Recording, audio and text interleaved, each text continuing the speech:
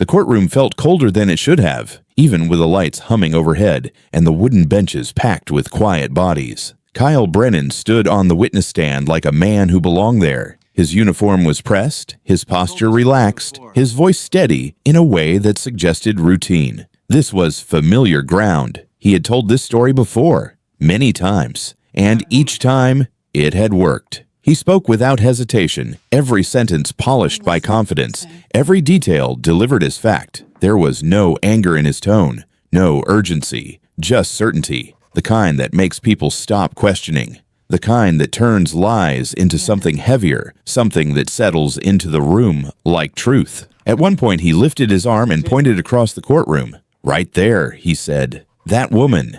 Heads turned, pens paused. The jury followed his finger to the defense table, where Iris Spencer sat in an orange jumpsuit that looked too bright under the lights. Her hands were folded neatly in front of her, wrists resting on the edge of the table. She did not look down. She did not look away. She looked at him.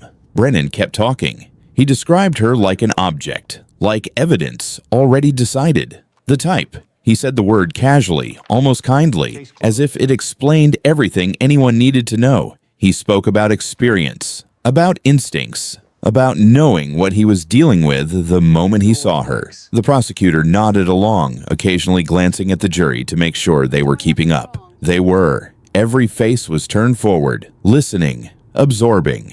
The judge wrote notes without looking up, her pen moving steadily across the page. No one interrupted him. Iris did not react. No flinch, no shake in her shoulders, no tears threatening to spill. She did not whisper to her attorney or press her lips together in fear. She simply watched Kyle Brennan with an expression that did not fit the room. It was not defiance. It was patience, the kind that unsettles people when they notice it. Brennan finished his statement and allowed himself a small pause, just long enough for his words to sink in. He believed he had just sealed it. Another story told cleanly, another life reduced to paperwork and procedure, another ending written before anyone bothered to ask if it was true. From the witness stand, he looked at Iris again, this time with a faint smirk. It was the look of someone who thought the hardest part was already over. Iris held his gaze. If she felt fear, she did not show it. If she felt anger, it stayed buried deep beneath the surface. There was something almost unsettling about how still she was, how present. Like someone standing calmly in the eye of a storm that had already passed. The courtroom remained silent, not the comfortable silence of order, but the heavy kind, the kind that presses against your chest without warning, the kind that makes you aware that something has already gone wrong, even if you cannot yet explain what it is. A lie had been spoken, not rushed, not forced. A lie delivered with confidence, backed by a badge, wrapped in authority. The kind of lie that destroys quietly. The price of it had not arrived yet. Kyle Brennan stepped down from the stand, believing he had just done what he always did. He thought the room belonged to him. He thought the system was listening to the right voice. What he did not understand, not yet, was that the woman in the orange jumpsuit was not watching him out of fear. She was waiting for the moment when the certainty in his voice would become the very thing that turned on him. And as the judge called for a brief recess, as chairs shifted and murmurs began to rise, one question lingered in the air, unanswered and uncomfortable. Why did a woman with everything to lose look like she already knew how this was going to end? 3 months earlier, Whitmore County looked exactly like the kind of place people trusted without thinking. Flat land stretching for miles, 2-lane roads cutting through cornfields, a courthouse square with flags that never came down, and diners where the same men sat in the same booths every morning. It was the sort of county that liked to believe nothing bad happened there unless someone brought it in from somewhere else. Kyle Brennan had been wearing a badge in Whitmore County for 15 years, long enough that the roads felt like extensions of his own driveway. He knew which stretches never had cell service, which intersections had cameras that barely worked, which families waved when he drove past, and which ones pretended not to see him. On weekends, he showed up at barbecues in uniform just for a minute or two, long enough to be seen. Someone always handed him a beer. Someone always clapped him on the back. He shook hands with city council members, nodded at the county commissioner who happened to be married to his sister, smiled for photos he knew would end up on social media with captions about keeping the community safe. Kyle liked to say the system worked if you worked it right. Wear the uniform, follow procedure, write clean reports. The rest took care of itself. That belief had settled into him so deeply that he barely questioned it anymore. The badge was not just authority, it was insulation. It meant his word carried weight before anyone else spoke. It meant his version of events became the official one the moment it hit paper. In the patrol car, he talked freely. "These people keep coming here," he said one afternoon, eyes on the road. "Think they can turn this place into whatever they left behind." His partner, Megan Holt, sat in the passenger seat, hands folded around a paper cup of gas station coffee. She was younger, newer to the department, still careful about what she said and when. She glanced at him but did not respond. "You know the type," Kyle continued. "You can see it before they even roll down the window." Megan did not ask what he meant. She already knew. She had started noticing things a year into riding with him. The way he picked cars before there was any reason to. The way certain stops always ended the same way. The way his body camera seemed to malfunction at the worst possible moments. Once, after a stop that ended with an arrest that felt wrong in her gut, she had asked quietly, "Are you sure about this one?" Kyle laughed like she had told a joke. "Trust me," he said. "I have been doing this longer than you have been alive. This is how it works." Megan went home that night and kissed her kids while they slept. She paid the mortgage online. She set her alarm for another early shift and told herself she was overthinking it. Inside the department, complaints came in and disappeared just as quickly. Forms were filed, boxes were checked, internal reviews were opened and closed without anyone ever being disciplined. The same conclusion stamped at the bottom every time. Unfounded. Kyle did not read those reports. He did not need to. He knew how they ended. The sheriff signed off without questions. Internal affairs was a formality, run by someone who understood exactly where loyalty was supposed to sit. The system was not broken. It was comfortable. On patrol, Kyle felt untouchable. He joked with dispatch. He waved at farmers. He talked about retirement like it was something he had earned in advance. As long as he stayed confident, as long as he stayed calm, as long as he believed in the system, what he did not see was how that confidence had started to harden into something else. Not discipline, not professionalism, something closer to entitlement. The illusion was complete. Kyle Brennan believed nothing could reach him, and that belief was already setting the trap.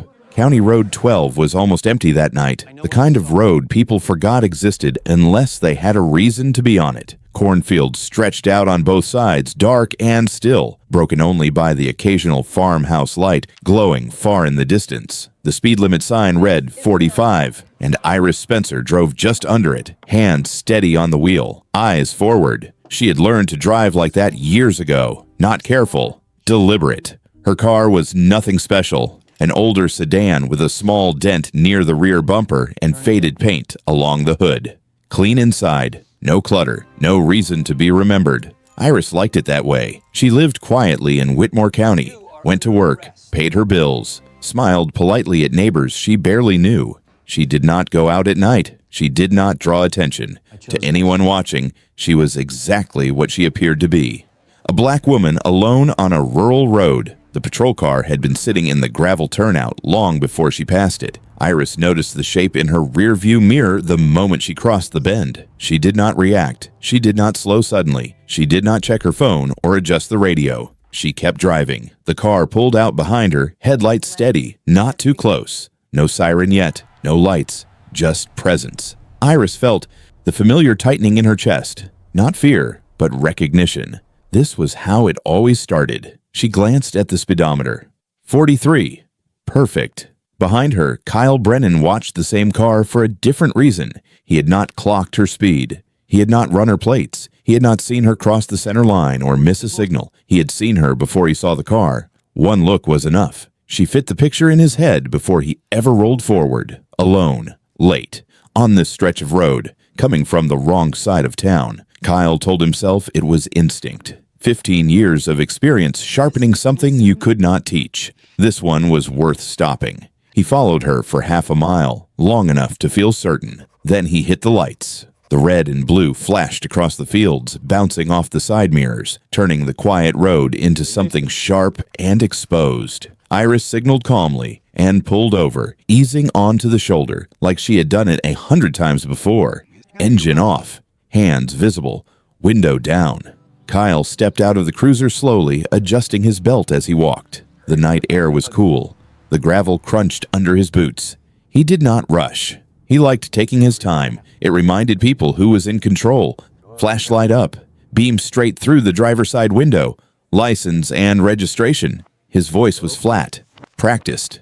"Good evening, officer," Iris said. Her tone was calm, respectful. "May I ask why I was pulled over?" Kyle did not answer. He waited until she handed over the documents, then looked at them longer than necessary. "Iris Spencer, Oakdale Street." He glanced up at her face and then back down again. "Oakdale," he said. "That is government housing, right?" "It is an apartment," she replied evenly. Kyle smiled, but it did not reach his eyes. "Step out of the vehicle." Iris took a breath. She felt the shift. This was the moment when the script usually changed. "May I ask why, officer?" "I do not believe I was speeding." Kyle leaned closer, lowering his voice. "I am detecting the odor of marijuana coming from your vehicle." There it was. Iris had never used drugs in her life, not once. She knew there was nothing in the car because she had made sure of it. She also knew that did not matter. "I do not use any substances," she said. "You will not find anything." Kyle straightened, the smile gone now. "Step out of the vehicle. Do not make this difficult." Iris opened the door slowly and stepped onto the shoulder, keeping her hands where he could see them. The patrol lights painted her skin red and blue, flickering across her face, her jacket, the quiet road behind her. Kyle circled the car like he was inspecting damage, like he already owned what he was about to find. "You are very calm," he said. "Most people get nervous." "I have nothing to hide, officer. That is what they all say." He did not ask for consent. He did not explain probable cause. He opened the driver's side door and began searching, pulling papers from the glove compartment, dumping the center console, letting her belongings spill onto the gravel. A second patrol car pulled up behind them. Megan Holt stepped out and stopped a few feet away. She watched in silence, arms crossed, eyes moving between Kyle and Iris. Iris met her gaze for a brief second. Megan looked away. Kyle reached under the passenger seat. His hand moved quickly, too quickly, slipping back for a moment before coming forward again. When he stood up, he held a small plastic bag between his fingers. "Well, look at that," he said. "Guess you were wrong." "That is not mine," Iris said. Her voice did not rise. Kyle laughed softly. "Then how did it get there?" "I do not know." Kyle stepped closer, holding the bag near her face. "Cocaine possession with intent to distribute. Serious charge. You are looking at years." Iris felt the weight of the moment settle in. Not shock, not disbelief, just the quiet understanding that everything hinged on what happened next. Kyle waited for her to protest, to argue, to break. She did none of it. "I am invoking my right to remain silent," she said. For a brief second, something flickered across Kyle's face. Annoyance. Then it passed. "You will have plenty of time to be silent." He turned her around and snapped the cuffs on tight, too tight. The metal bit into her wrists. As he led her toward the cruiser, he leaned in close. "You people always think you can come here and get away with things," he said quietly. "Not in my county." Iris did not respond. There was no violence, no raised voices, no chaos. Just one lie, told with confidence, and a choice that would change everything. The back seat of the patrol car smelled faintly of disinfectant and old vinyl, a sterile kind of quiet settling in as the door shut behind Iris. The window was reinforced glass, scratched just enough to blur the passing lights into soft streaks. Her wrists ached where the cuffs pressed too tightly, but she adjusted her breathing and leaned back, eyes forward. Kyle Brennan stood outside for a moment longer than necessary, writing in his notepad. Iris could see his reflection in the glass.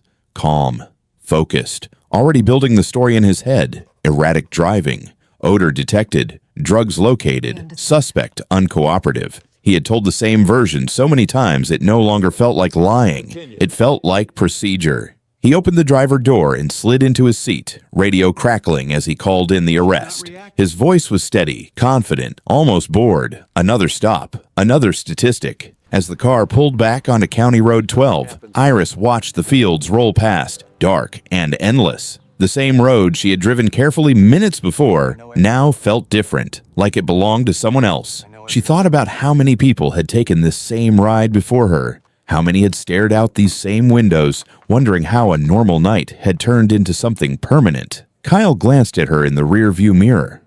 "You know," he said, breaking the silence, "things would go a lot easier if you just admitted what you were doing out here." Iris did not respond. "Suit yourself." He shrugged. "The truth comes out eventually." That was the lie he believed most of all. At the station, the fluorescent lights buzzed overhead as Iris was processed without ceremony. Her belongings were placed in a clear plastic bag and slid across the counter. No one looked at her for more than a second at a time. To them, she was already reduced to a charge number and a form to be signed. Kyle watched from a distance, arms crossed, speaking quietly with another deputy. He laughed at something. Iris could not hear what was said, but she recognized the sound. Satisfaction. She was fingerprinted, photographed, led down a hallway that smelled of bleach and something older. The holding cell door closed with a dull metallic click that echoed longer than it should have. Inside, Iris sat on the bench and closed her eyes, not to escape, to focus. She replayed the stop in her mind, every word, every movement, the way Kyle's hand had moved, the moment the bag appeared, the tone of his voice when he thought he was in control. She let the details settle, knowing they mattered. Hours passed, maybe more. Time blurred under the constant light. When a guard finally approached, Iris was allowed a phone call. She dialed a number from memory and waited. When the voice answered, she spoke softly. "It happened," she said. There was a pause on the other end. Then, "We saw it." Iris hung up and handed the phone back through the slot. Across town, Kyle Brennan finished his shift feeling lighter than he had in weeks. He filed his report with practiced ease, typing the same phrases he had always used, confident they would hold. He did not second-guess a word of it. Why would he? On his drive home, the radio played low. He thought about dinner, about the weekend, about how clean the arrest had been. Another example of doing his job right. What he did not consider was the stillness of the woman in the back seat. He mistook it for defeat. By the time Kyle turned off the lights and went to bed that night, he believed the story was already over. He never realized that the choice he made on County Road 12 was not the arrest. It was the lie he told so easily. And somewhere in the quiet space between confidence and consequence, that lie was already beginning to turn. The days that followed did not arrive loudly. They came quietly, stacked one on top of another, each one pressing a little more weight onto Iris Spencer's chest. In the county jail, she stopped being a person almost immediately. Her name was replaced with a number printed on a wristband. Her clothes were taken. Her time was measured in head counts, and meal trays slid through narrow openings. The guards did not ask questions. The other women did not either. Everyone understood the rules here. You did not explain yourself because explanations did not matter. Iris learned quickly who people thought she was. Another drug case. Another woman who swore it was not hers. Another story no one had time to hear. When she spoke, voices softened in a way that meant disbelief. When she stayed silent, it was taken as guilt. Either way, the result was the same. The system moved forward without her consent, without her truth. 3 days after her arrest, she was brought into a small interview room to meet her court-appointed attorney. Raymond Brooks looked tired before he even sat down. He was in his early 40s, tie loosened, eyes rimmed red from long nights and longer caseloads. He carried a thin folder under his arm and flipped it open before Iris could finish sitting. "Miss Spencer," he said gently, "I want to be straight with you." She nodded. She appreciated that more than false comfort. Deputy Brennan is a 15-year veteran in this county, Brooks continued. Judges trust him. Juries trust him. His reports are clean. Without independent evidence, these cases do not usually go well. Usually, the word hung between them. "I did not do what he says I did," Iris replied calmly. Brooks sighed, not dismissive, just worn down. "Everyone says that. I am not saying you are lying. I am saying the court is unlikely to believe you over him." He looked at her for the first time then, really looked. Something in her expression gave him pause. "Do you have anything?" he asked, lowering his voice. "Anything that proves he is wrong?" "Not yet," Iris said. Brooks closed the folder. "We will talk again." When he left, Iris sat alone in the room for several minutes, absorbing the reality of it. Even the people meant to defend her were already preparing for loss. Across town, Kyle Brennan was having a very different week. At the station, his arrest was mentioned with approval. "Clean stop," someone said. "Good instincts," another added. The sheriff nodded when Kyle passed him in the hallway. "That is how it is done," Decker said, "keeping the county safe." Kyle felt the familiar surge of validation settle into his bones. He replayed the stop in his head, not with doubt, but pride. He had read her right, trusted his judgment. The system responded exactly the way it was supposed to. At home, he slept well. Megan Holt did not. She lay awake staring at the ceiling, the image replaying again and again. Kyle's hand, the way it moved, the timing. Too smooth, too practiced. She told herself there had to be another explanation, that she had missed something. That experience looked different when you did not have it. But every time she closed her eyes, she saw Iris standing on the side of the road, calm and still, watching like someone who knew she was being tested. At work, Megan moved through her shifts on autopilot. She avoided Kyle when she could. When she could not, she nodded and smiled and pretended nothing was wrong. But the silence inside her grew louder. At night, she started checking the locks twice. She dreamed about flashing lights and empty roads. She woke up with her heart racing, the weight of something unspoken pressing down on her chest. The system did not notice. It rarely did. For Iris, the pressure came from every direction. The walls, the paperwork, the quiet certainty that no one was on her side.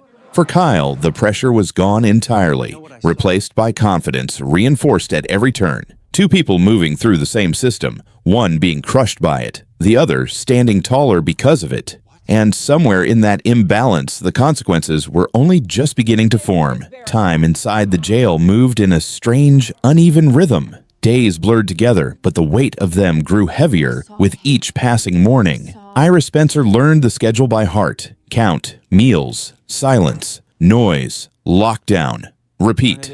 It was in the common area during the brief hours when the women were allowed to sit together that she began to hear the stories. They always started the same way. A traffic stop, a reason that did not make sense, an officer who said he smelled something. One woman talked about being pulled over on her way home from work, still wearing her uniform. Another described how her car had been searched while her kids watched from the back seat. A third laughed bitterly as she spoke, saying she had been told to stop resisting while she stood perfectly still. "I never had drugs in my life," one woman said. "Never. But they said they found them." Iris listened more than she spoke. She did not interrupt. She did not correct. She simply nodded when the patterns became impossible to ignore. Different names, different dates, same ending. What settled over her was not surprise. It was confirmation. This was not a mistake. It was a system repeating itself because no one stopped it. At night, lying on the thin mattress, Iris stared at the ceiling and let the anger come in waves. Not sharp, not explosive, heavy. The kind that comes from knowing how many lives had been quietly bent out of shape before anyone bothered to care. Across the county, Kyle Brennan stayed busy. He patrolled the same roads, made the same stops, filled out the same reports. Another car on another quiet road. Another reason that sounded official enough. Another arrest added to the numbers that made him look effective. Each time it worked, his confidence hardened. He joked with other deputies about instincts and experience. He talked about cleaning things up. He never mentioned Iris Spencer again. In his mind, her case was already settled. She had become part of the background noise of his job. At home, he watched the local news and shook his head at stories from bigger cities. "That kind of chaos does not happen here," he said aloud, to no one in particular. Megan Holt heard those words and felt her stomach tighten. She had started watching the footage again. Late at night, after her kids were asleep, she sat at her kitchen table with her laptop open, replaying dash camera clips she was not supposed to have access to anymore. At first, she told herself she was looking for reassurance, proof that she had imagined it. She did not find it. She paused the video at the exact moment Kyle reached under the passenger seat. She rewound it, slowed it down, watched his hand move back toward his own body for a split second before coming forward again. There it was, clear. Undeniable. Megan closed the laptop and pressed her palms against her eyes. Her heart pounded as if she had been running. If she reported it, everything would change. Not just for Kyle, For her kids, for her career. She thought about the sheriff, about how complaints vanished, about how loyalty worked in Whitmore County. The system was not broken. It was doing exactly what it was built to do. Megan slept even less after that. Every time she saw Iris in her mind standing calm under flashing lights, she felt the walls closing in a little more. In the jail, Iris felt it too.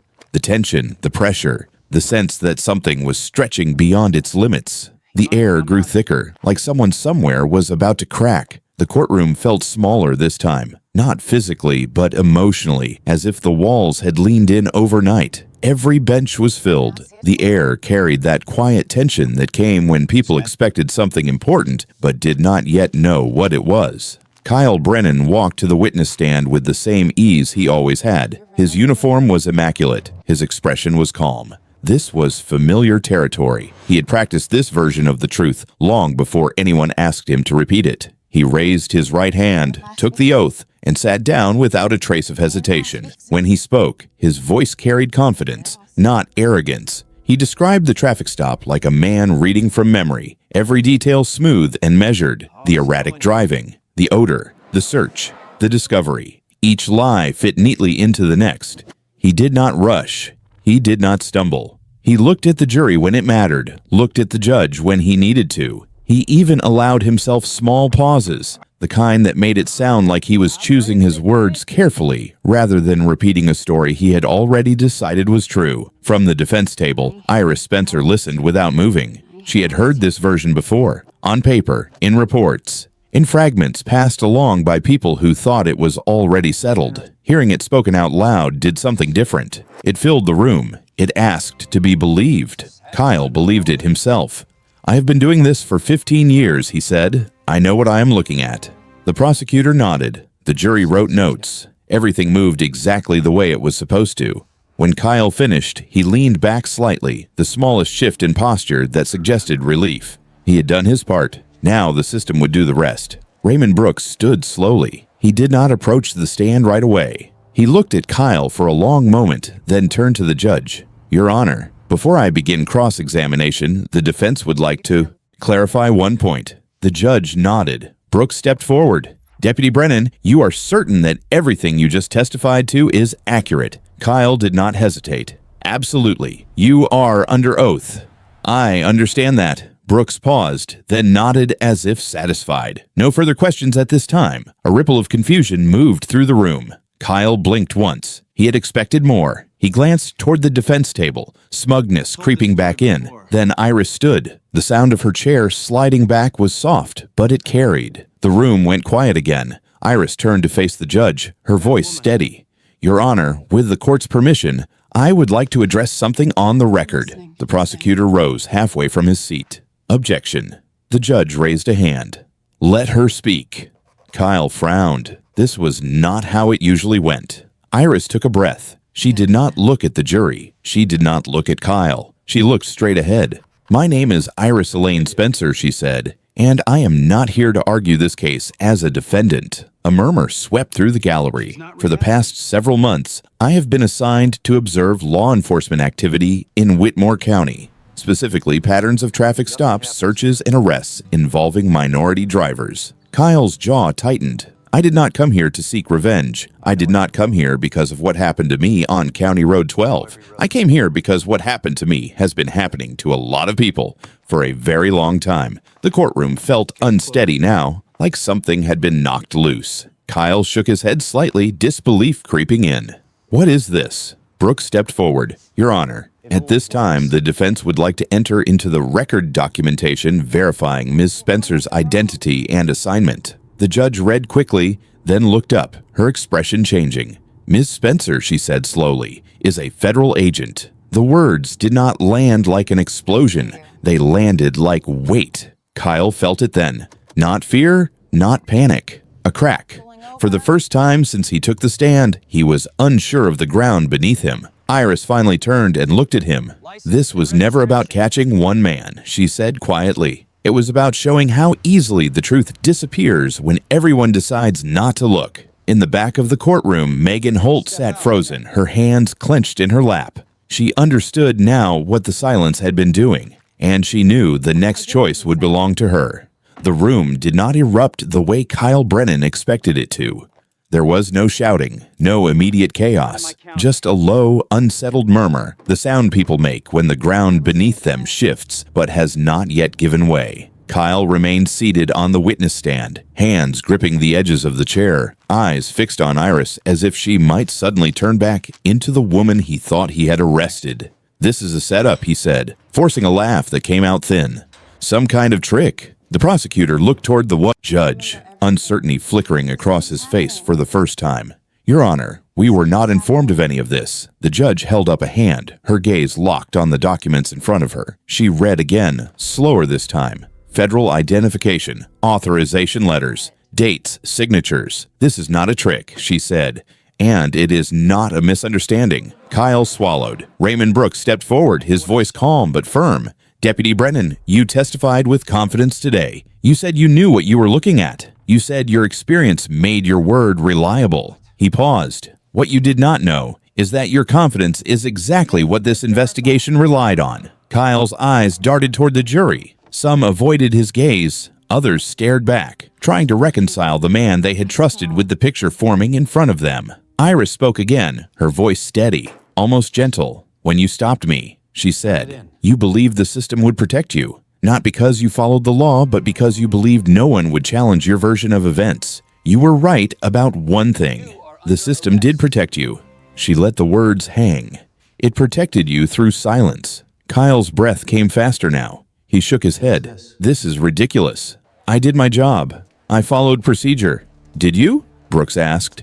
He turned slightly, his eyes moving to the back of the courtroom. "Deputy Holt." Every head turned. Megan Holt felt the room tilt toward her. Her chest tightened, breath shallow, heart pounding so hard she was sure others could hear it. She had known this moment might come. She just had not known how heavy it would feel when it did. The judge's eyes found her.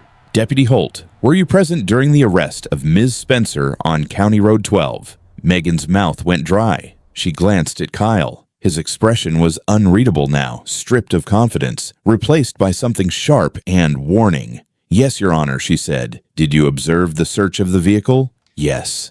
The silence stretched. The choice pressed in from all sides. Years of training, years of loyalty, years of telling herself it was not her place. Megan's hands trembled as she clasped them together. "I saw something that night," she said quietly. Kyle's head snapped toward her. "I saw Deputy Brennan reach into his pocket before he reached under the seat." The words fell into the room like stones. Kyle stood abruptly. "That is a lie." The judge's voice cut through his protest. "Sit down." Megan's voice shook, but she did not stop. "I did not say anything at the time. I told myself I did not see it clearly. I told myself it was none of my business." She looked down, then back up. "But I have not been able to sleep since." Kyle felt it then. Not anger, not betrayal, understanding. The system had not protected him. It had relied on everyone else to stay quiet. The judge leaned forward, her expression hard now.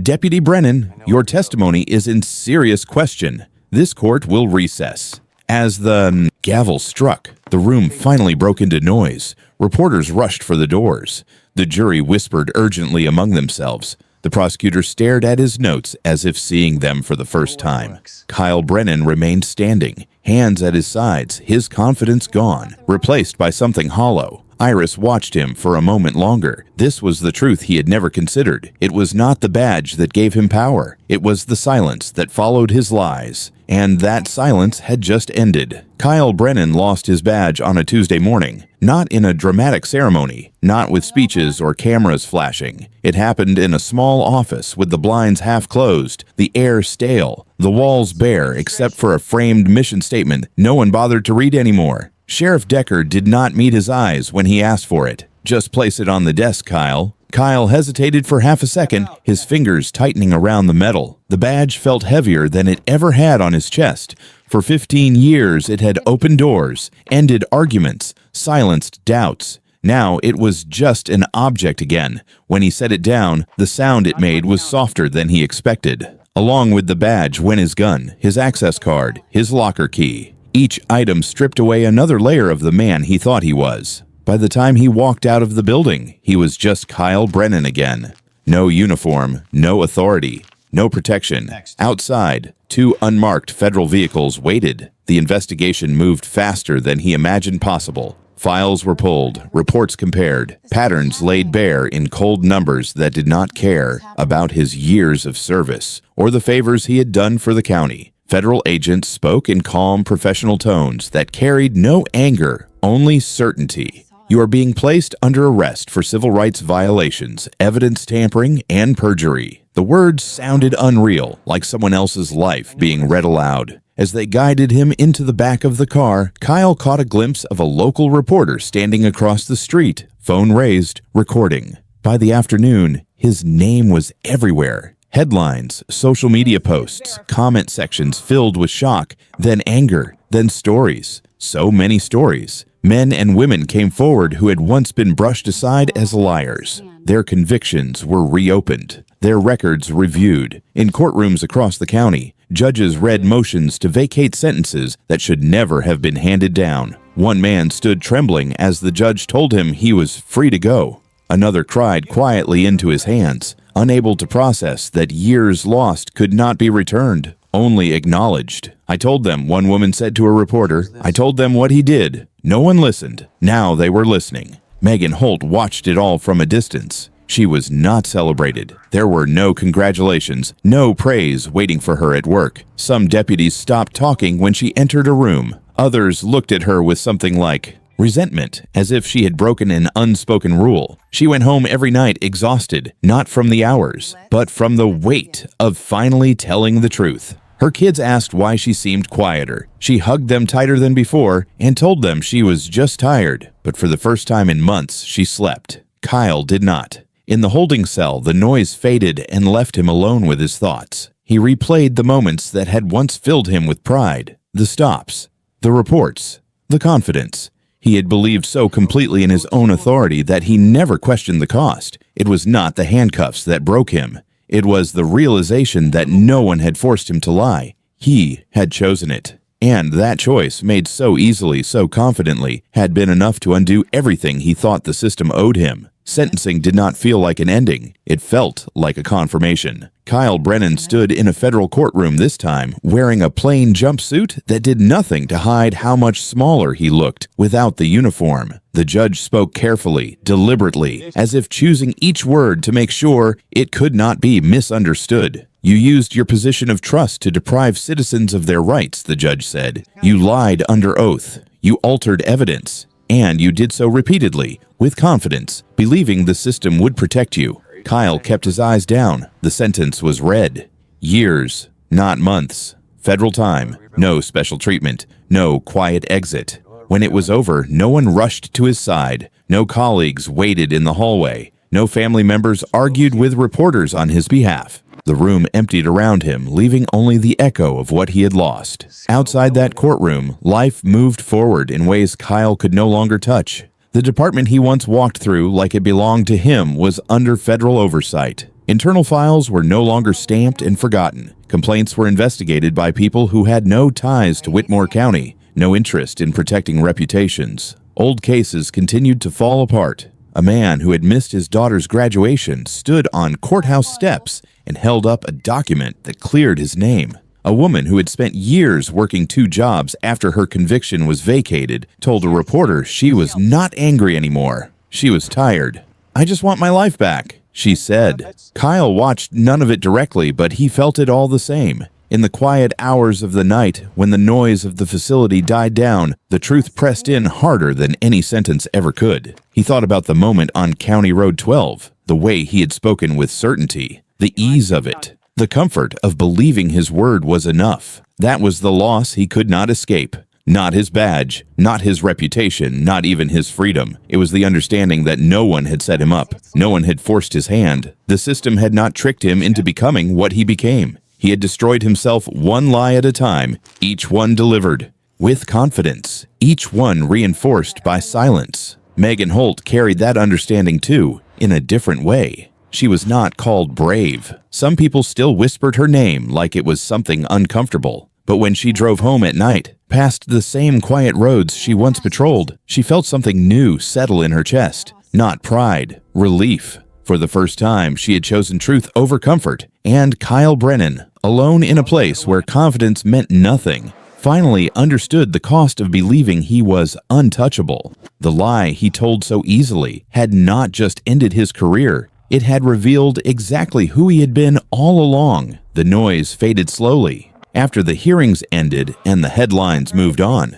Whitmore County settled back into something that almost looked like normal. Patrol cars still rolled through quiet neighborhoods. The courthouse still opened its doors every morning. People still waved to each other at intersections, still lined up for coffee at the diner on Main Street. But something had changed. There was a hesitation now, a pause before trust. Conversations dropped a little quieter when law enforcement passed by. The county had new oversight, new procedures, new promises written into policy, but the memory of what had happened did not disappear with reform. Scars rarely do. They just become part of the landscape. Iris Spencer did not stay to watch it all unfold. When the work in Whitmore County was done, she packed her things into the same car she had driven down County Road 12 months earlier. The dent was still there, the interior still plain. She left without ceremony, without interviews, without speeches about justice or courage. That had never been the point. At her next assignment briefing, her name was read like any other. No mention of what she had endured, no recognition beyond a nod of professional respect. She preferred it that way. The work continued, somewhere else, another quiet place, another pattern waiting to be noticed. Justice, she had learned, was rarely loud. It was patient. In Whitmore County, people rebuilt in small, uneven steps. Some of the men and women whose convictions had been overturned returned to jobs they had lost or tried to build new ones from scratch. Some families reconnected. Others struggled to repair damage that time refused to undo. No apology could give them back what was taken. But being seen mattered. For Kyle Brennan, the silence took a different shape. There were no crowds. No arguments left to make, just long days where confidence carried no weight and authority meant nothing at all. The system he once believed would always shield him had not collapsed. It had simply moved on without him. That was the truth he had never expected to face. Whitmore County would not be remembered as a place where justice failed completely. It would be remembered as a place where justice arrived late, after too much silence, after too much damage. And maybe that was the lesson it left behind. Lies do not always bring immediate consequences. They are often rewarded, protected, reinforced by systems that value comfort over truth. But lies are patient too. They wait for the moment when the silence breaks, when someone finally refuses to look away, when confidence turns into exposure. Some lies do not collapse systems. They simply reveal who the system was built to protect.